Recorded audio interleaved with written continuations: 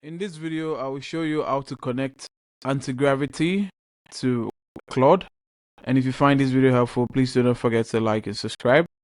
Now, the first thing I'd like you to do is open up the project, and we're gonna go to extensions.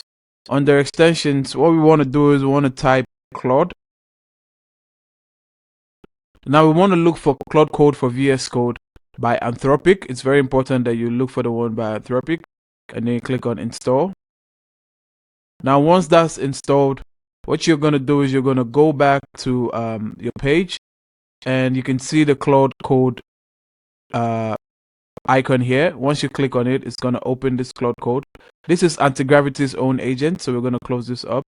We're going to close this up, and just like that, you should have Claude in Antigravity. Now, I have already logged into Claude. I've already signed up, so I have this Claude. It's not asking me to sign up again or log in. But once you download the extension and you click on it, it's going to ask you to authenticate yourself, and you're going to go through that process. And you need to understand that you need a paid subscription for Claude to use it on your IDE. Now let's create a new file here. Let's call it hello world.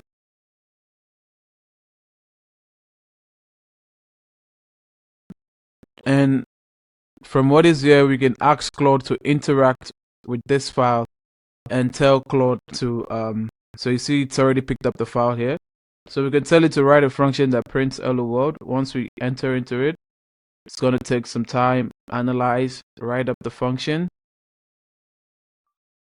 After writing the function, it's going to ask us for permission to allow it to write to that code to the file, and we're going to click on yes. And just like that, we should have the function in our file. Now that's how to use. Once we open up the file, let's close this up, let's open it up again. You can see the function in the file. Now that's how to use Claude in AntigravityIDE. If you do find this video helpful, please do not forget to like and subscribe, and I'll see you in the next one.